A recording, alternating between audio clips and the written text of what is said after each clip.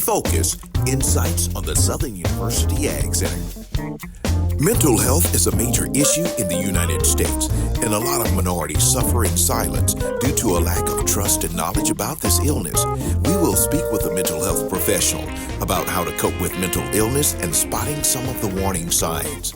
If you're planting vegetables or fruit trees or even shrubs, check out what this horticultural expert has to say before you put one seed in the ground.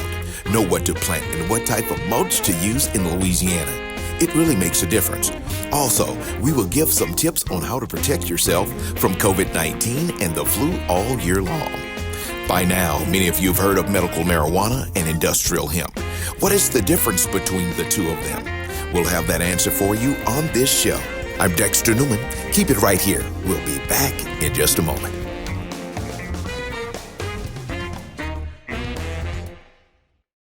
Hey Jaggy, did you tell our Jaguar Nation about our sun beef?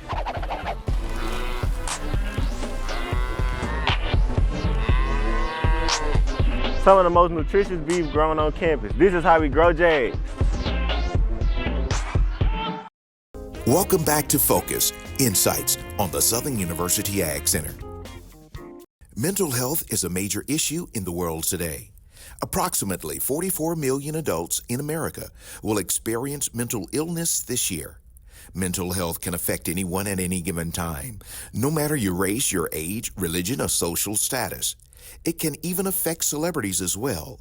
Some of them have even opened up about their issues, such as Taraji P. Henson, Meghan Markle, Serena Williams, and Kanye West, just to name a few. I'm Dexter Newman, and we have with us today Ashlyn Harrison, who is an assistant specialist for mental health at the Southern University Ag Center. Ashlyn, we thank you for joining us today. Thank you for having me. Ashlyn, you work on a university campus. Please elaborate on the unique mental health challenges that students at HBCUs, historically Black colleges and universities, just might encounter.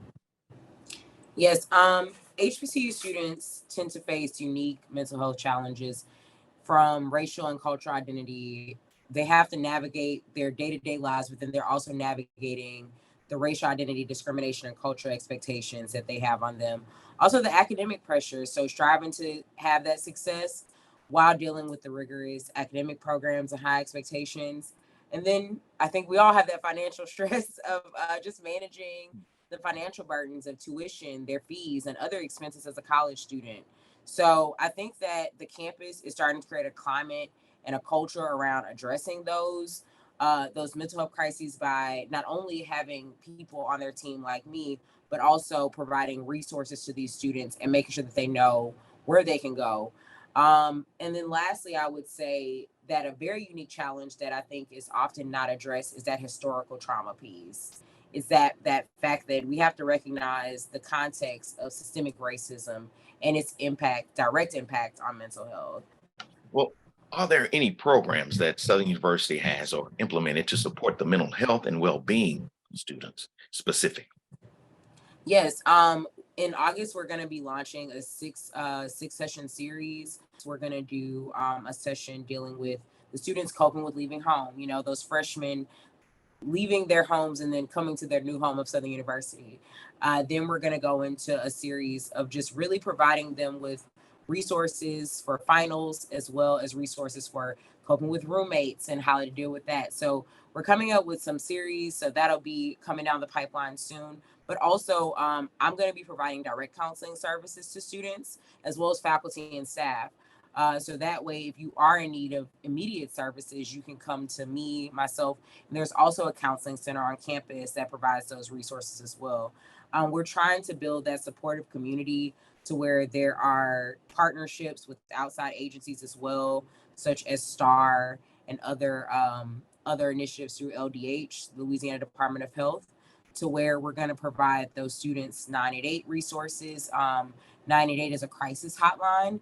So if you are in crisis immediately and you're not able to get services through 911, 988 is something that has been around for about 5 years now. That's a lot of times people are like, oh, you're saying the wrong number. It's like, no, it's 988. And it's a direct hotline to call a counselor, a licensed counselor within your area, and you will get those services free of charge.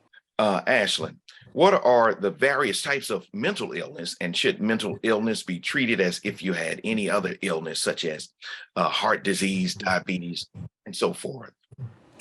I think that the conversation needs to go that direction for sure, because oftentimes we don't have a problem talking about our health, but we have a problem and we stigmatize talking about our mental well-being.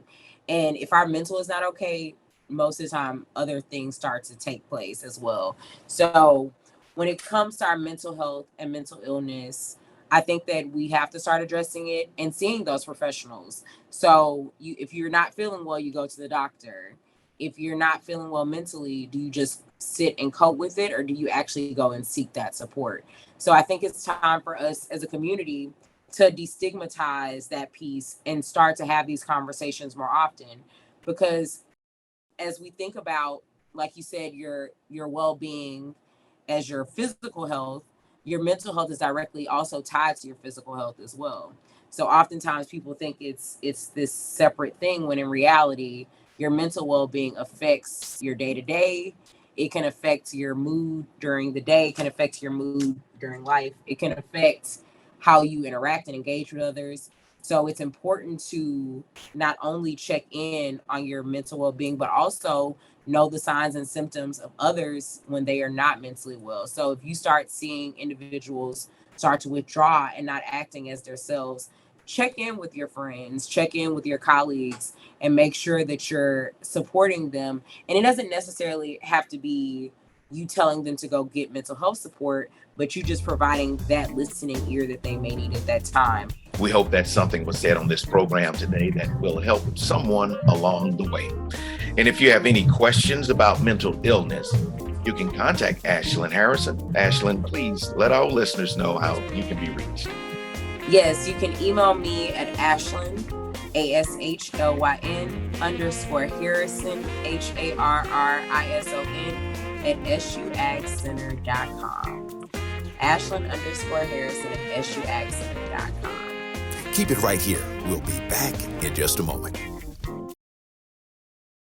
Hey Jaggy, have you told the Jaguar Nation about our winemaking program? We have partners like Darjan Jones Wine Company and the McBride Sisters working with us on research and curriculum opportunities. This is how we grow Jags. Welcome back to Focus, Insights on the Southern University Ag Center. And today we have with us Dr. LaShonda Hodges. She's Associate Research Professor at Southern University's College of Agriculture. Dr. Hodges, thank you for being with us today. Thank you for inviting me today. All right, Dr. Hodges, look, let's get right to it. Because a lot of people want to know, what is the difference between industrial hemp and medical marijuana? Basically, it's the THC content, which is the chemical that deals with when people, would say, ingest it for medical reasons.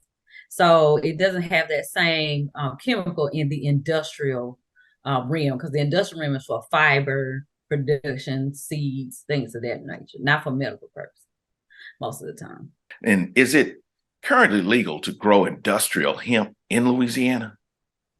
Yes, it is legal to grow industrial hemp in Louisiana, but also you need to realize there is a licensing process you have to go through in order to legally produce in Louisiana.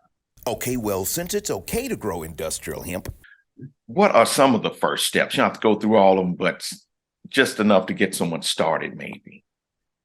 Step number one, I would plan out the economic cost of it. Number one, the cost of seed. Number one, the cost of obtaining and maintaining your licenses. So in Louisiana, there are different types of hemp licenses, and each one of them costs you $500 a year. So you got to plan that cost in. Also, fertilizer costs, pesticide costs, those type of things just that you have to think about for any crop that you do. Also, you need to soil test. That's number one. So it's a lot of things you need to do before you even put a plant. If you think about putting a hemp plant in the ground. So with that, if someone thinking about a get rich quick scheme with this, or jump in, make some money real fast and get out, what suggestions would you have for someone like that? I would suggest don't do that. Okay, I why was so that? Why would you say it? What?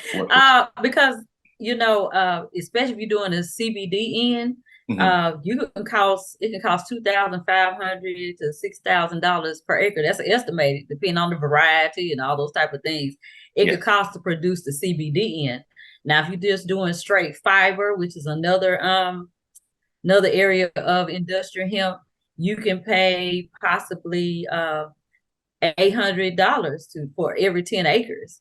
And let's think about this. It takes 50 pounds of seed to do 1 acre. Yes. And what about having the actual love for growing this product, this plant? Would Yes, that be I'll say you need to have a passion for it. passion You for it? also need to, because this plant is very finicky. That's what I've discovered in my research studies. My first grow, I really had to baby them. Like I was at the greenhouse like all day, every day, checking on them, making sure they had Yeah. they were my babies. I literally had to check on them every day, make sure they weren't getting any pests, because pest is a problem, whether you're doing indoor or outdoor in the field. They can get spider mites. Okay, I was They can just about get to ask you what pests. yeah, Okay. white flies, things like that. So you definitely it's a crop you actually got to spend some time with to understand where it is in the growth pattern. Can someone grow medical marijuana in their backyard?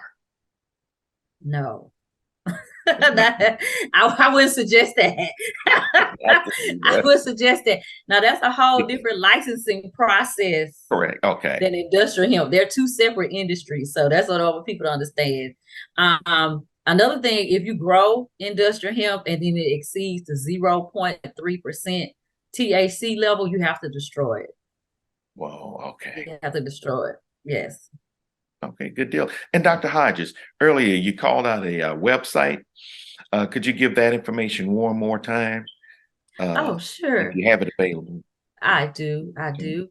Yeah. It's ldaf.state.la.us/industrial hemp, and that will get you to the Louisiana Department of Ag and Forestry industrial hemp site. So that's where all your applications are. You can read up on the types of licenses and things like that to help you get started, so you get an idea what you may want to do. Okay, that's great, Dr. Hodges. And once again, thank you for being a part of this program, and we'll be in touch with you, Dr. Hodges. Keep it right here. We'll be back in just a moment. Hey Jackie, did you tell the Jaguar Nation about the awesome work that's happening in our human nutrition department? We partner with friends like Go Cairo and Kroger to improve the health outcomes of our community and our friends in athletics. This is how we grow Jags. Welcome back to Focus, Insights on the Southern University Ag Center. We have with us today Dr. Corey Hebert. He's a physician with the LSU School of Medicine and Chief Medical Officer at Dillard.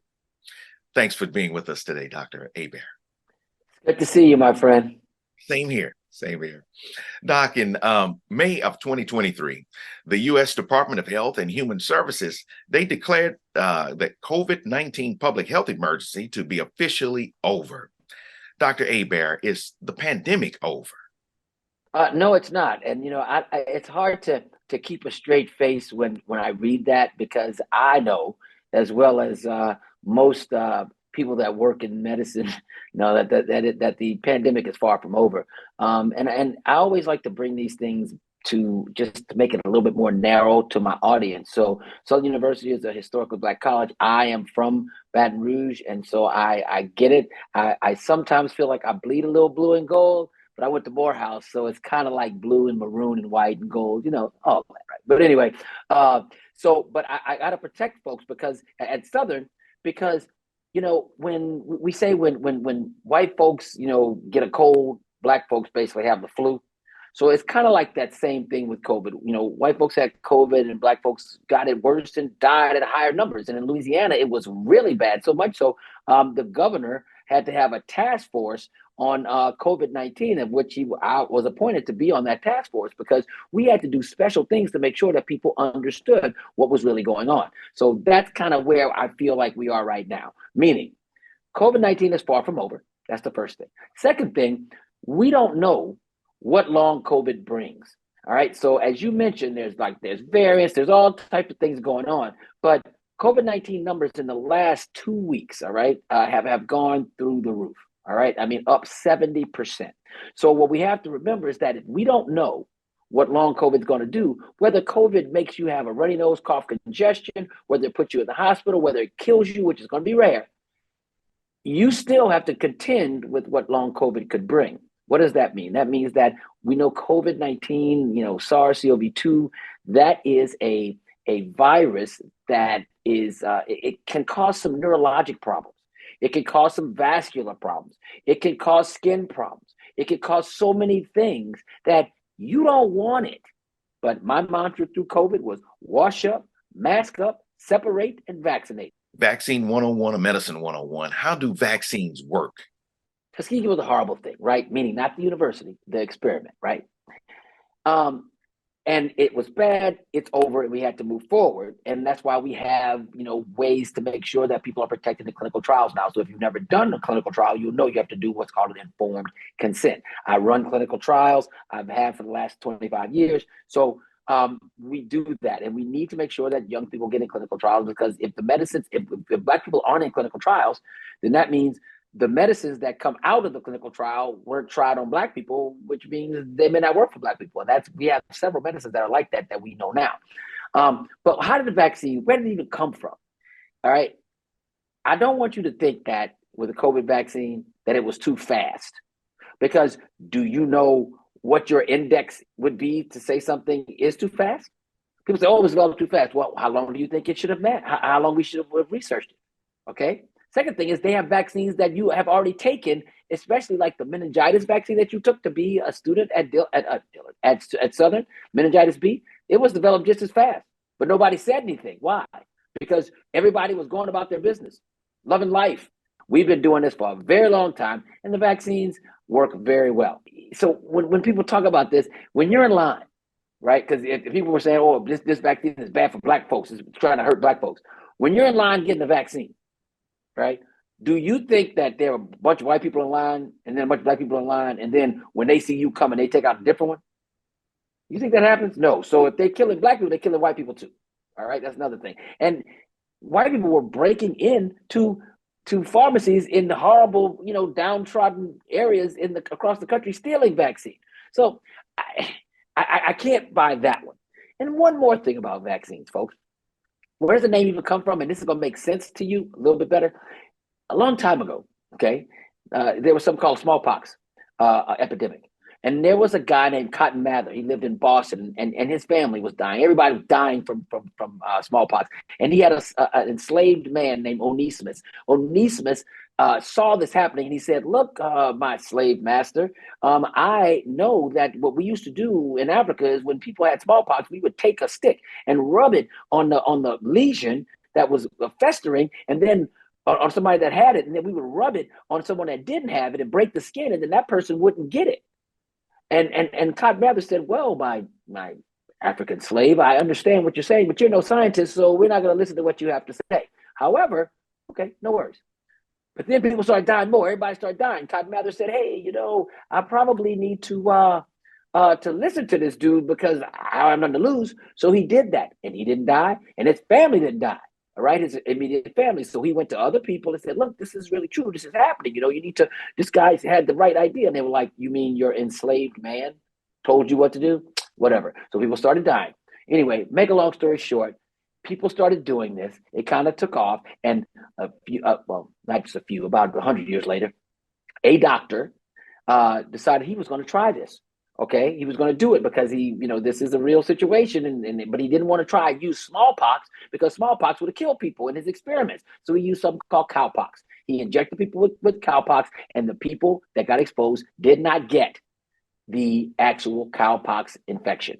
And then what is cow in Latin? Vaca.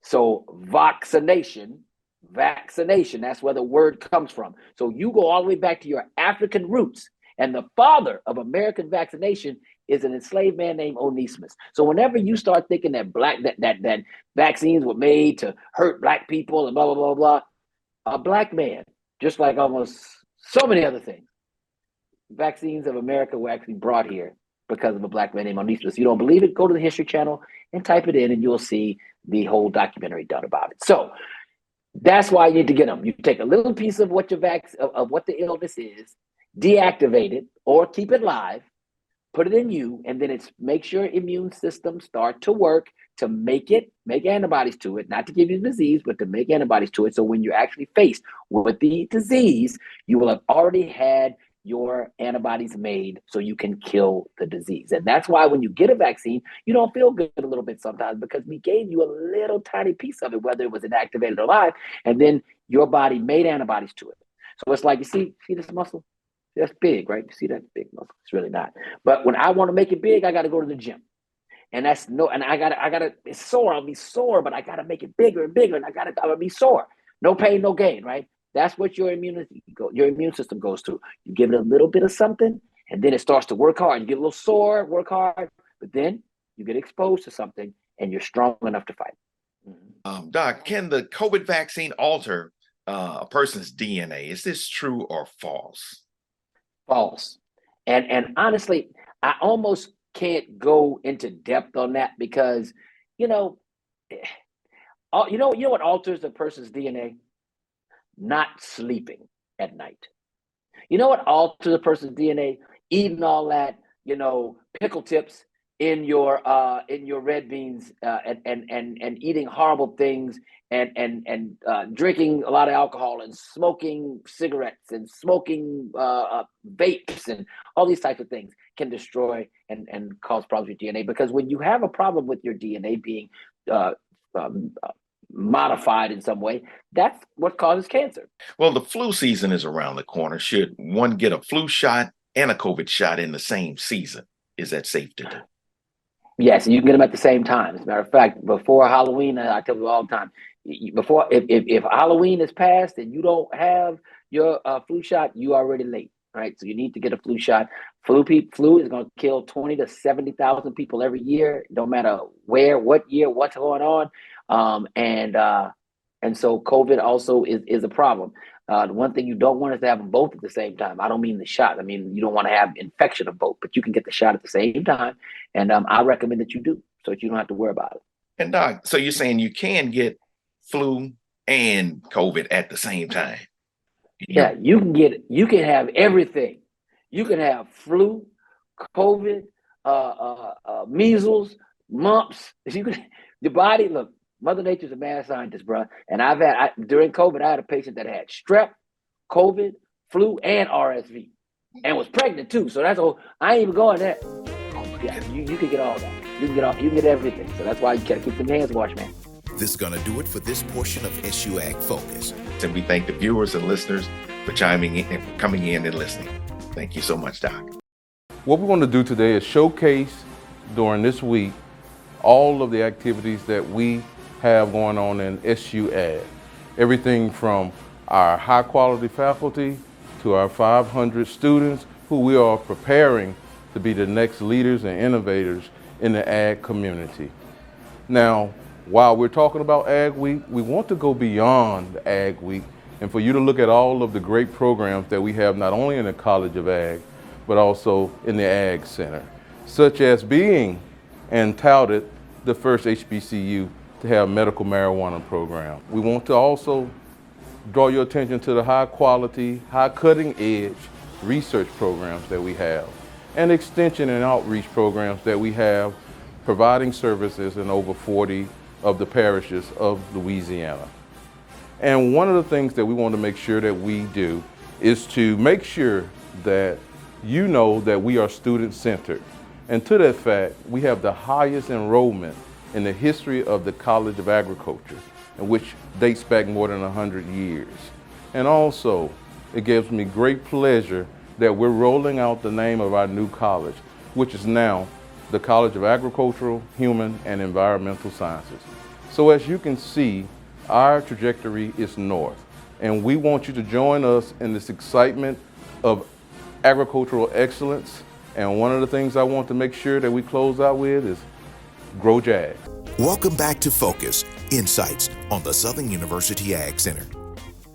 We have with us today Stephanie Elwood. She is an extension associate and a licensed horticulturalist with the Southern University Ag Center. Thanks for being with us today, Stephanie. Hi, Dexter. Happy to be here. Okay. And Stephanie, look, the fall season is here. And before you know it, winter will be up on us. Let's get right to it. And for those who would like to plant vegetables this fall, are there necessary prep steps before putting seeds in the ground?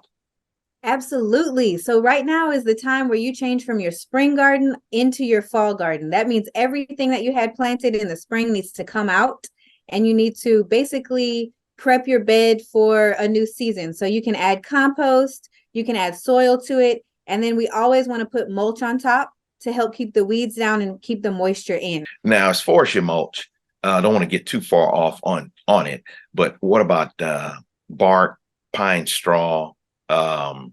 What do you recommend? Great question. When you're doing a vegetable garden, we definitely recommend pine straw.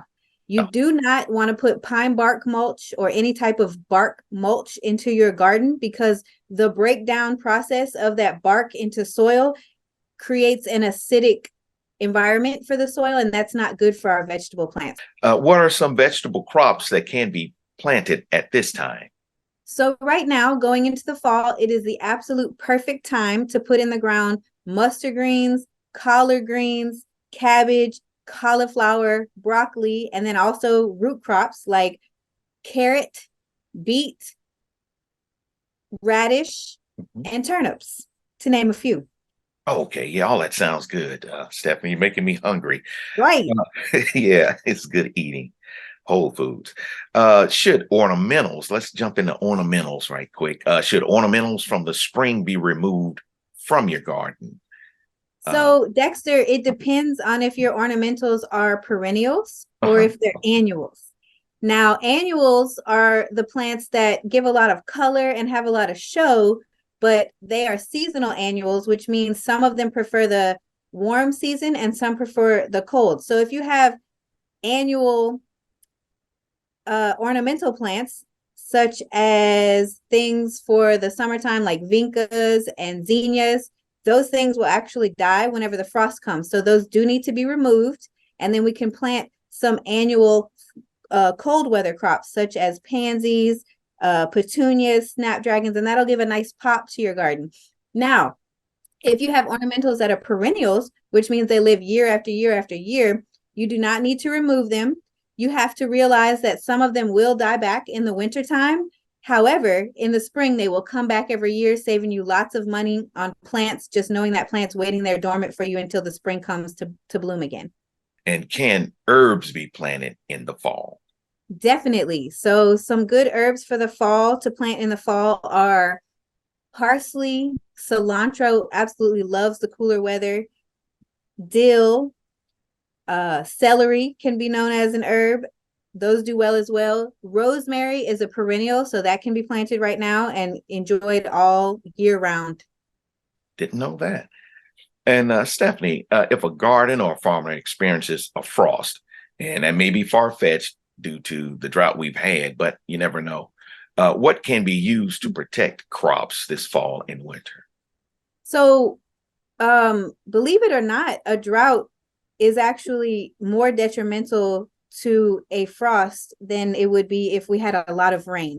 So whenever a frost comes below that 32-degree temperature, below freezing point or anywhere close, whenever we water our plants, it actually insulates the roots. So we want to make sure that if a frost is coming, that our garden is watered, and then also to be able to cover our plants with any type of frost cover or even like a sheet from our house.